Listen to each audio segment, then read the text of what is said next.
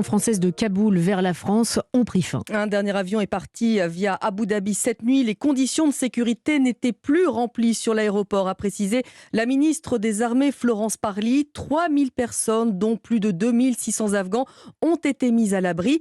Comme à Bordeaux, où 51 personnes ont trouvé refuge, un refuge tenu secret, mis à la disposition par la mairie. Écoutez le secrétaire général de la préfecture de la Gironde, Christophe Noël Dupeyrat.